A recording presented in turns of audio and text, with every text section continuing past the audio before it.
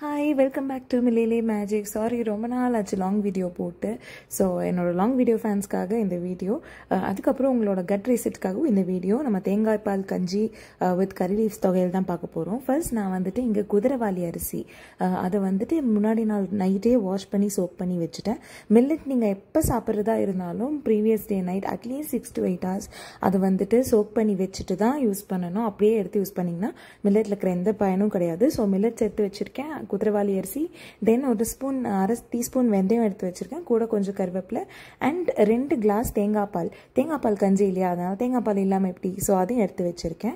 So first இந்த குதிரைவாலி அரிசியை வந்துட்டு நம்ம ஊற வச்சுருக்கோம்ல, அதை இன்னொரு வாட்டி தண்ணியில் கலைஞ்சிட்டு அதை எடுத்து குக்கரில் டைரெக்டாக ஆட் பண்ணிக்கலாம். குக்கரில் ஆட் பண்ணினதுக்கப்புறமா நம்ம வந்துட்டு இந்த வெந்தயம் கருவேப்பிலை அதெல்லாம் ஆட் பண்ணிவிட்டு ஜஸ்ட்டு வாட்டரும் தேங்காய் பாலும் விட்டுட்டோம்னா நம்மளோட கஞ்சி ரெடி.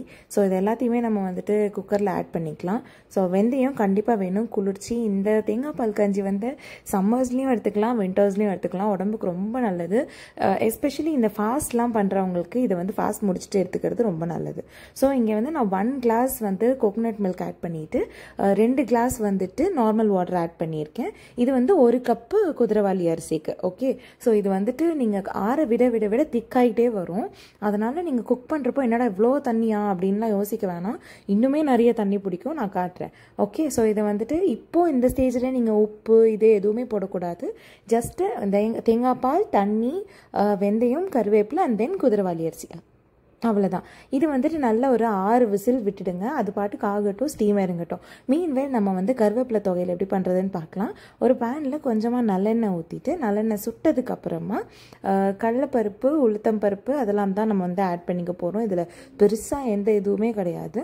ஸோ ஃபஸ்ட்டு இந்த பேன் வந்து சுட்டதுக்கு அப்புறமா நம்ம தட்டில், பேன் சுட்டு எண்ணெய் சுட்டதுக்கு அப்புறமா நான் இங்கே தட்டில் எடுத்து வச்சுருக்கேன் இல்லையா, நல்லா ஒரு 2.5 டேபிள் ஸ்பூன் கடலைப்பருப்பு. ஓகே, ஏன்னா இதுதான் வந்து நமக்கு வால்யூம் கொடுக்கும். அந்த பருப்பு கூட வந்து இந்த கருவேப்பிலை சேர்றப்போ டேஸ்ட் ரொம்பவே நல்லாயிருக்கும். ஸோ வந்து கடலைப்பருப்பு, உளுத்தம்பருப்பு இது 2த்தையும் ஆட் பண்ணிக்கோங்க. ஆட் பண்ணிவிட்டு நல்லா வதக்கிக்கணும். ஓகே, கொஞ்ச நேரம் நல்லா அது வதங்கணும். அது வந்து நல்ல ஒரு கோல்டன் கலராக வந்துட்டு ரோஸ்ட் ஆகணும். அதுக்கப்புறமா தான் அதுக்கப்புறமா தான் நம்ம மற்ற எல்லாத்தையுமே ஆட் பண்ணுவோம். ஸோ நல்லா வதக்கிக்கோங்க. ஐடியலி இது வந்துட்டு எப்படின்னா ஃபஸ்ட்டு கடலைப்பருப்பு போட்டு ஓரளவுக்கு வறுப்பட்டதுக்கு அப்புறமா தான் உளுத்தம்பருப்பு ஆட் பண்ணணும். நான் கொஞ்சம் அர்ஜென்ட்டில் பண்ணிகிட்ருக்கேன், அதனால் வந்துட்டு நான் 2த்தையும் ஒன்றா போட்டுட்டேன். தென் நான் எடுத்து வச்சுருக்கிற சீரகமும் வெந்தயமும் இதில் ஆட் பண்ணிக்கிறேன். தொகையில் பண்ணுறதுக்கு இதெல்லாம் தான் பேசிக்ஸ், அதை நம்ம யூஸ்வலாக பண்ணுறது தான். அது எல்லாத்தையும் சேர்த்து இதில் ஆட் பண்ணிவிட்டு நல்லா வறுத்துக்கோங்க. அந்த எண்ணெய் விட்டால் தாங்க அது பருப்பு நல்லா வறுப்படும் ரோஸ்ட்டாக, அப்போ தான் அரையும் போது உங்களுக்கு நல்லாயிருக்கும். இல்லைனா பருப்பு வந்து ஒரு மாதிரி பச்சை வாசனையாகவே இருக்கும். உளுந்து வறுப்பட்டதுக்கப்புறம் தான் வாசனையும் சூப்பராக வரும். ஸோ ஃபஸ்ட்டு இந்த பருப்பு அது எல்லாத்தையும் நல்லா வறுத்துக்கிட்டு அதுக்கப்புறமா இந்த காஞ்ச மிளகா ஒரு 8 எடுத்து வச்சுருக்கேன். அந்த 8 காஞ்ச மிளகாவையும் போட்டுட்டு அந்த கடுகு, சீரகம், வெந்தயம் கூட அதையும் வறுத்துருங்க. தென் புளி, அதுக்கப்புறமா வந்து தேங்காய் இதையும் வந்து ஆட் பண்ணிவிட்டு லாஸ்ட்டில் கருவேப்பிலை அதையும் வந்து ஆட் பண்ணிக்க போகிறோம். கருவேப்பிலை வந்து ரொம்ப அப்படியே வதங்கணும்னு அவசியம் கிடையாது. நம்ம பொடி பண்ணுறதா இருந்தால், கருவேப்பிலை பொடி பண்ணுறதா இருந்தால் ஆல்மோஸ்ட் இதே தாங்க எல்லாமே இன்க்ரீடியன்ஸு. ஆனால் ட்ரை ரோஸ்ட் பண்ணிவிட்டு அதை ஃபைன் பவுடர் பண்ணிக்கணும். நம்ம இங்கே வந்துட்டு கொஞ்சம் வந்துட்டு ட்ரை ரோஸ்ட் பண்ணாமல் ஆயிலெல்லாம் போட்டு தேங்காய்லாம் போட்டுட்ருக்கோம். தேங்காய் போட்டதுனால இது வந்து தொகையல், சட்னி அந்த மாதிரி ஆகிடும். பருப்பு நிறைய இருக்கிறதுனால நீங்கள் தேங்காய் போடாமல் பண்ணிக்கணும், நீங்கள் வந்துட்டு பொடி அரைக்கிறதா இருந்தால். தென் இது கூட வந்துட்டு பெருங்காயமும் ஆட் பண்ணிவிட்டு நல்லா வதக்கிக்கணும். நல்லா வந்துட்டு பருப்பு நல்லா கோல்டன் ப்ரௌனாக வதங்கிட்டு கருவேப்பிலையில் இருக்கிற ஈரம் அதெல்லாம் போயிட்டு அதுவும் நல்லா வதங்கினதுக்கு அப்புறமா கேஸ் ஆஃப் பண்ணி வச்சுட்டு கல்லுப்பு, நான் வந்துட்டு தொகையில் இதெல்லாம் அரைக்கிறப்போ கல்லுப்பு தான் ஆட் பண்ணிப்பேன். உப்பு எவ்வளோ தேவையோ அவ்வளோ.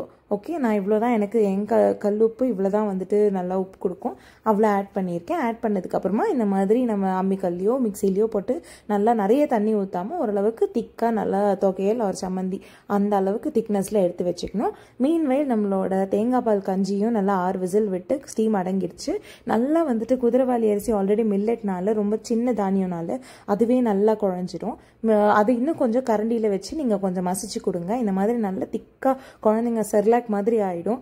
அது குழந்தைங்களுக்கும் கொடுக்கலாம், வயசானவங்களுக்கும் கொடுக்கலாம், எல்லாருக்குமே கொடுக்கலாம். இது வந்து கட்டுக்கு வந்து அவ்வளோ ஒரு நல்ல ஒரு விஷயம். இது கண்டிப்பாக உங்களுக்கு லைட்டாக உடம்பு சரியில்லைப்பா, எனக்கு சாப்பிடவே பிடிக்கல, சமைக்கவே பிடிக்கலன்ற டைமில் இந்த மாதிரி பண்ணிக்கிட்டிங்கன்னா உங்களுக்கு உடம்புக்கும் நல்லது, ப்ளஸ் வேலையும் சீக்கிரமாக முடிஞ்சிடும்.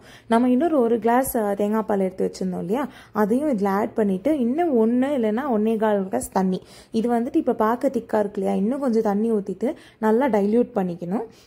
டைல்யூட் பண்ணி நீங்கள் ஆற விட விட விட இன்னும் திக்காயிட்டே வரும்.